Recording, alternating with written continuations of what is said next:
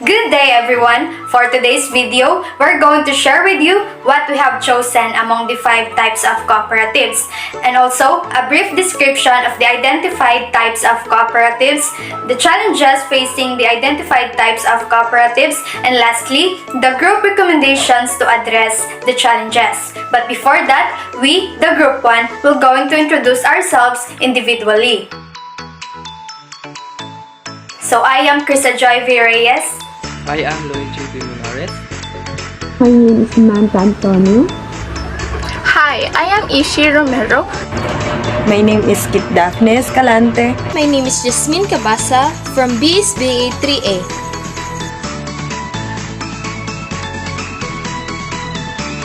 And we decided to choose the retail cooperative. So what is retail cooperative? It is essentially a group of independently owned businesses that pool their resources to purchase in bulk by establishing a central buying organization and engages in promotion efforts. So retail cooperatives use their purchasing power to acquire discounts from manufacturers and often share marketing expenses. It is common for locally owned grocery stores, hardware stores, and pharmacies to participate in retail cooperatives. Let's discuss about the third template, which is the challenges facing on the retail cooperative. First is the capital requirements. All primary cooperatives shall be organized with share capital. The authorized share capital of a cooperative shall be provided for in its articles of corporation. At least 25% of the authorized share capital shall be subscribed by the members, and at least 25% of the subscribed share capital shall be paid by the members prior to registration. So recently, the government passed Republic Act 11959 into law, which provided the amendments on the Retail Trade Liberalization Act or RTLA, providing foreign retailers an easy experience when doing business in the Philippines.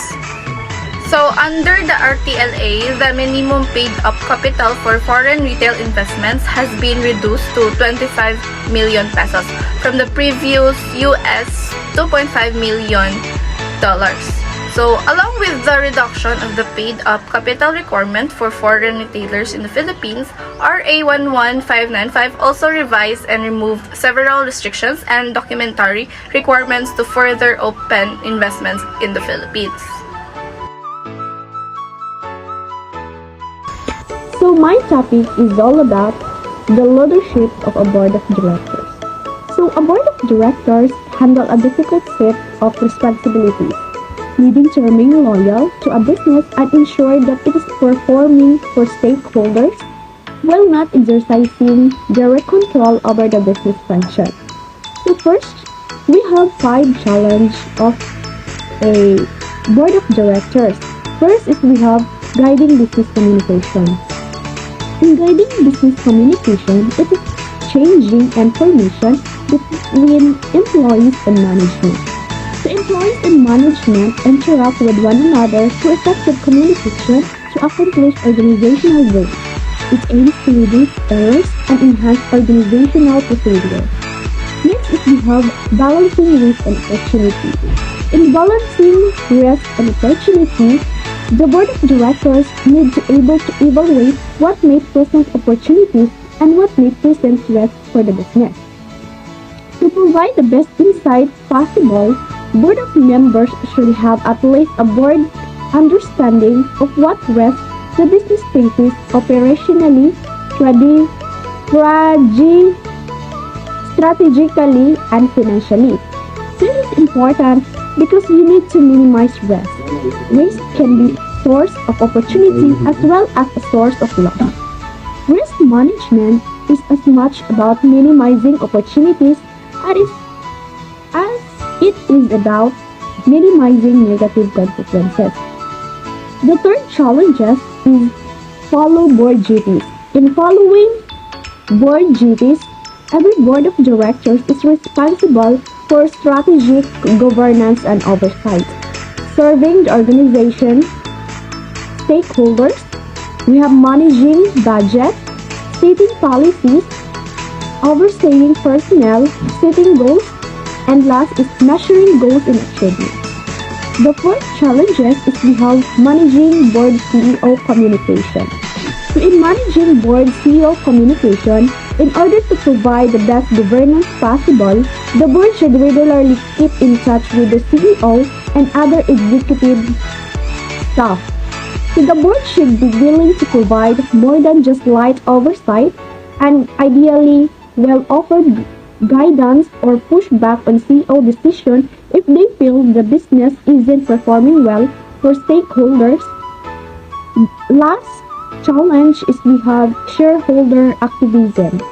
So in shareholder activism is a way that shareholders can influence a corporation's behavior by exercising their rights as partial owners. Shareholders activism appears to act as an effective monitoring mechanism that can improve corporate governance efficiency within the firm and can in many instances have a positive impact on firm value, performance and decision making. My topic is about management motivation. When we say management motivation, it is a motivator person that who can take to inspire his teams or group mates to achieve more and support workplace experience. But there will be a challenge that bother in cooperative. Although applying with the management motivation, it can lead a challenge like some of the employees are depending in one person who can only manage to aims more achievement inside a cooperative and to support workplace experience. With that, it will not happen because due to unwillingness by itself. So members' welfare is one of the challenges faced by a retail cooperative. It includes limited member participation. So members may embrace cooperation but not necessarily collective business or shared finance. Often, members of a retail cooperative have individual businesses or other activities, so there is limited participation in the cooperative. The cooperative is often not the main source of income for many members, so they allocate a small amount of time to cooperative activities. And because of the difference in education levels, some members do not actively participate due to the lack of self-confidence.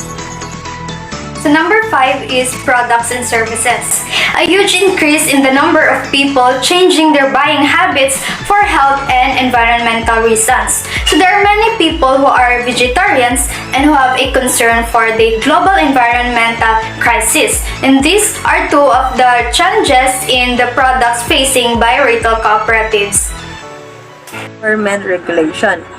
Government regulation is the business rules mandated by the government to protect worker rights, the environment, and the business power in a business-driven society. Government-issue regulations are essentially guidelines that set the boundaries of legal conduct. Government regulation challenges facing in AIM Co-op is they are still struggling to provide benefits, health stability, life insurance, and retirement plans. Lack compliance to labor standards, mandatory contribution and deduction, and absence of health and safety committee.